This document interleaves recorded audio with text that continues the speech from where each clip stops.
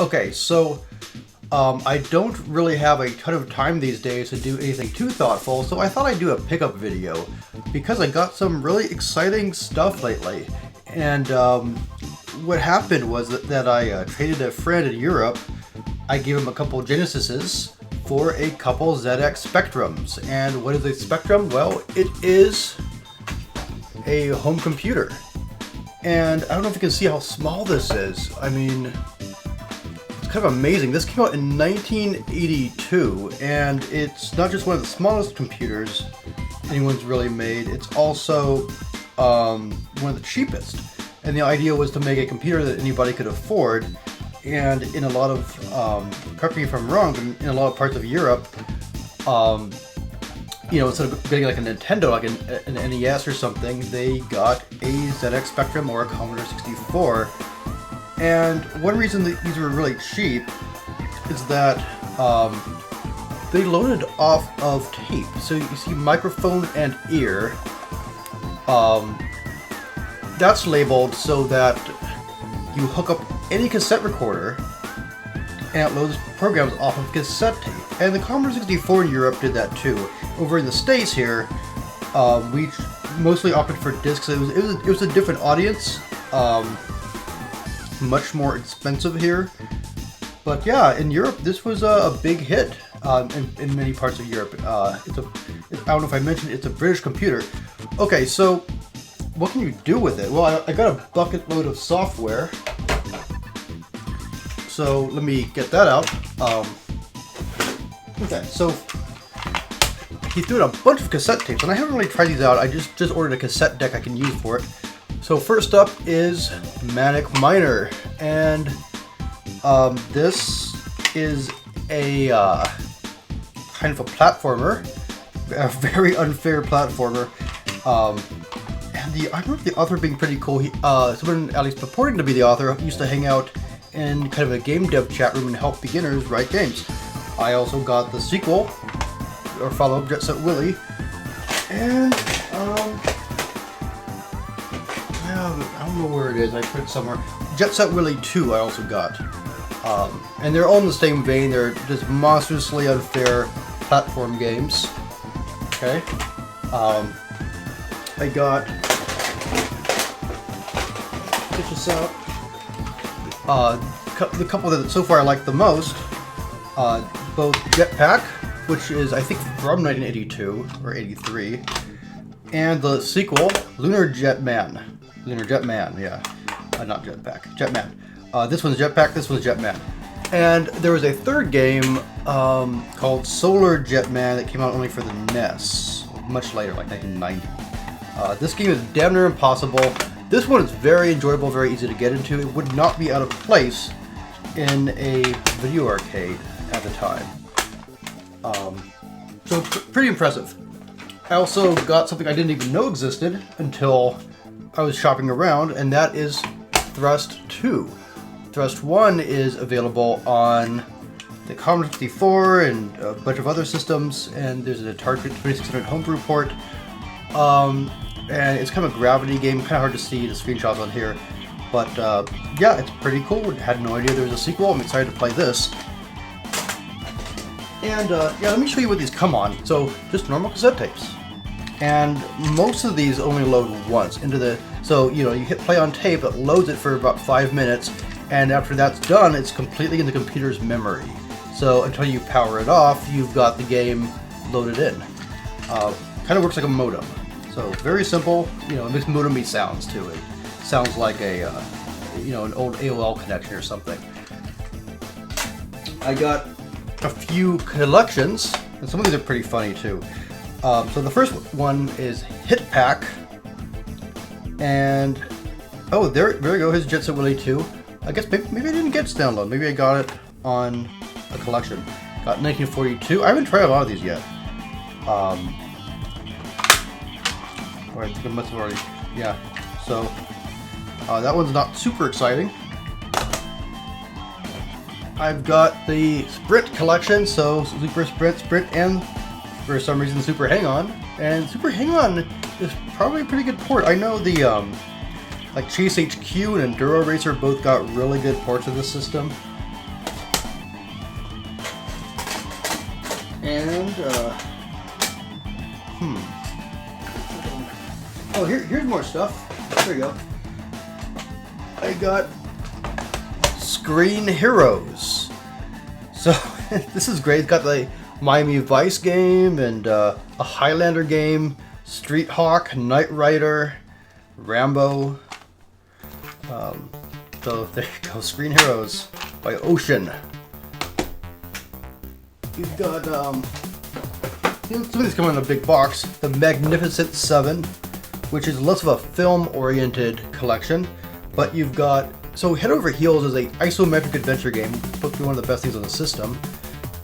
There's a game based on Cobra with Sylvester Stallone, which is a pretty corny 80s action movie. And it's one of those Reagan-era movies about, I mean, it's kind of the formula, right? Where it's a cop that doesn't play by the book, right? But apparently the people assigned to do the game were so disgusted that in the manual they made the fire button the murder button. So they had a bit of fun with that. A short circuit game. Yeah, that's kind of amazing. We've got Frankie Goes to Hollywood. It's a game based on the band Frankie Goes to Hollywood, and if you don't know them by name, you'll know the song. Relax. Just do it, or whatever, how does it go? Something like that, yeah.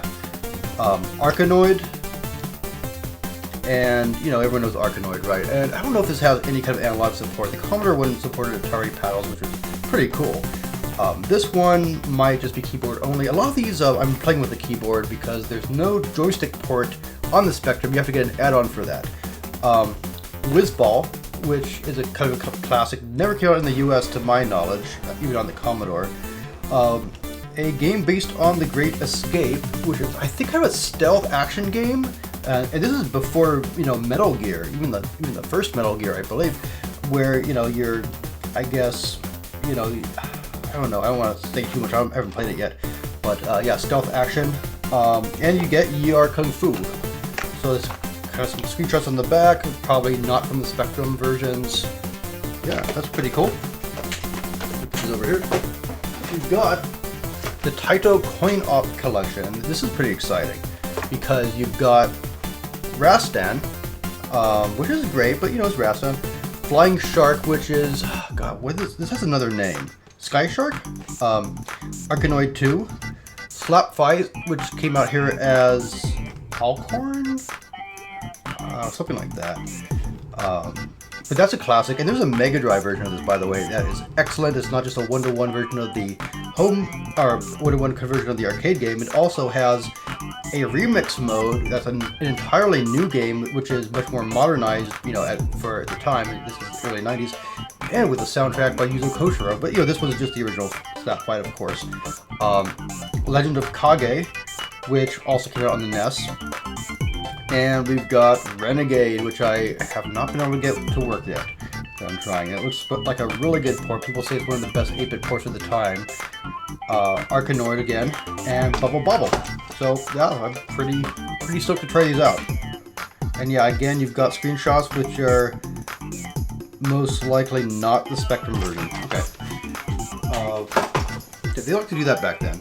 I got a couple other ones. I've got River Raid, which is there's a couple Activision ports back in the day. This actually looks like a pretty poor port, but yeah, it's from the Atari 2600. It is River Raid, and the Atari versions of these, so there's also Enduro. They're actually better on the Atari for a few reasons. But I also got Athena, or SNK fans might know it as Athena, which is with the announcer in King of Fighters. I think is how they pronounce it. But yeah, it's Athena. So yeah, SNK, obscure arcade game. It has a sequel called Psycho Soldier, and yeah, Athena is in King of Fighters. So yeah, that's pretty cool. And that about wraps that up. Oh, and I got 2 models of the Spectrum. The Sinclair Spectrum, ZX Spectrum. It took me a long time to say ZX. As an American, you want to say ZX. It just rolls off the tongue. So here's the, I guess this is called the Samsung model because it was manufactured by Samsung.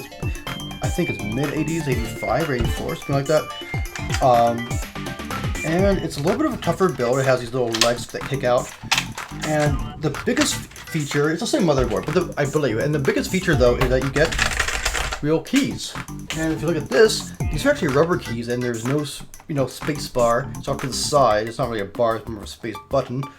But yeah, this is like a real keyboard. And actually, I prefer the rubber one for a lot of reasons. For a lot of games rather.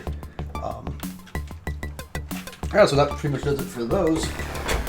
Also, I've been on a Ridge Racer kick lately because I recently got Ridge Racer 6, and man, I love this game. A friend of mine and I, we both got Xbox 360s recently, and we didn't know this. I didn't know he got one, and he didn't know I got one, and we both got a few games with it. With this one being one of them, again, neither of us knew.